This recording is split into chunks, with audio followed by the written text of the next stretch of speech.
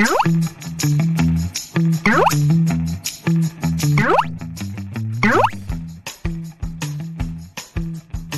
mga katek! Meron tayong isang blender na nakuha sa isang nangangalakal pero wala na yung kanyang pitchel. Yung na-check ko to, nasa motor yung problema nito pero yung kanyang control ay uubra pa. Kaya naisipan kong mag-share para magamit natin dito sa blower o kaya din sa mga ilaw o kaya sa mga soldering iron na pwede natin gamitin controller. Pwede rin natin gamitin ito sa mga heater. Kung gusto nyo na pwedeng lumamig o uminit, pwede natin gamitin to. Kasi itong blender na to, meron siyang controller. Yan. Meron siyang volume switch. Tapos may on-off. Meron din siyang pulse. Yung kanyang model number, ito. Tapos yung kanyang rated power is 1,600 watts. Okay, napakalakas nito. Para magamit natin sa mga vacuum, blower, saka soldering iron o kaya sa mga ilaw, pwede natin gamitin controller yan para magamit natin. Yan, pakita natin yung kanyang loob.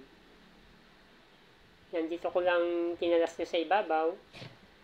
Yan, tinanggal natin to. Tapos, mahahatak na natin yan. Okay?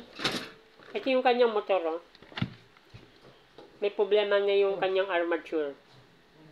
Basag na. Yan.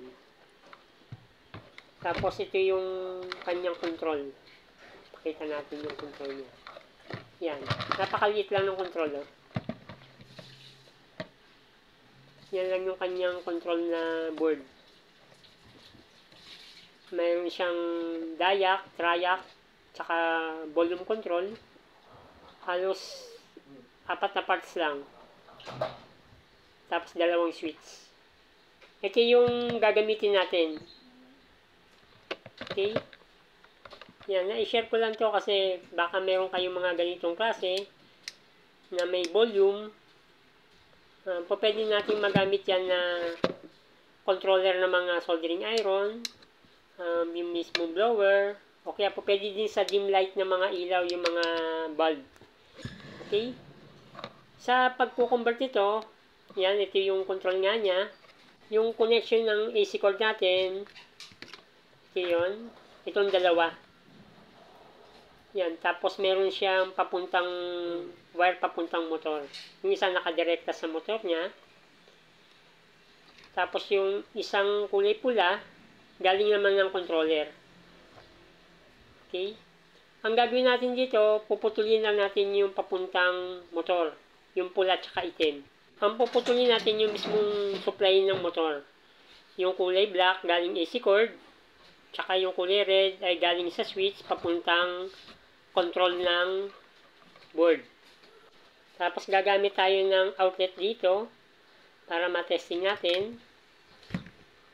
Yung dalawa na to, ikakat natin yan. Tapos kakabit natin dito sa outlet natin. Yan, kakatin natin itong black. Tsaka yung red. Kahit na isagad ko na ito dahil hindi ko naman gagamitin na ito. Yan. Tapos itong dalawa na to, kakabit natin dito yan sa dalawang terminal ng outlet.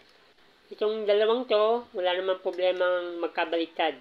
Kahit dito yan, o dun sa kabila, ay uubra. Yan, habang kinakabit po natin, huwag pong kalilimutan mag-subscribe. Click nyo na rin po yung ating notification bell button para updated po kayo sa ating video. Yan, ulitin natin kahit na magkabaliktad po dito, walang problema kung saan siya ikakabit. Kasi AC naman yan. Sayang din naman kasi itong blender na to kung hindi pa kikinabangan. At least magamit pa natin kahit papano.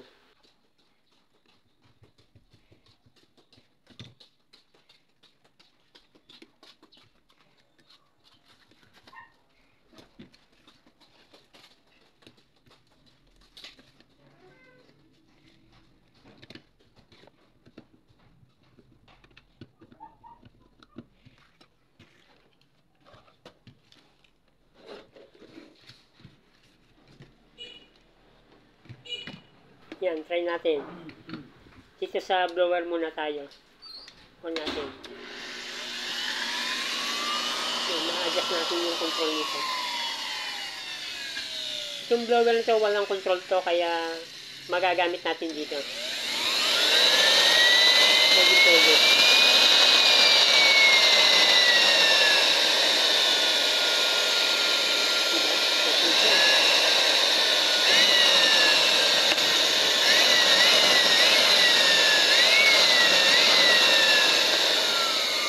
Ito yung isang po pwede natin gamitin. Po pwede rin yung ilaw kaya lang wala tayong bulb dito. Sa soldering iron, ubra rin yan. Para kung gusto nyo na ma-adjust yung init, uubra naman. Yan, katulad dito, sinaksak natin. Ngayon, ipapakita ko sa tester na para may idea kayo kung paano nangyayari. Nakaset tayo ng AC. Yan, tapos on ko. Yan, meron tayong nasukat na lumuwag pa. Yan, 141 volts. Pagka ina-adjust ko, tumataas.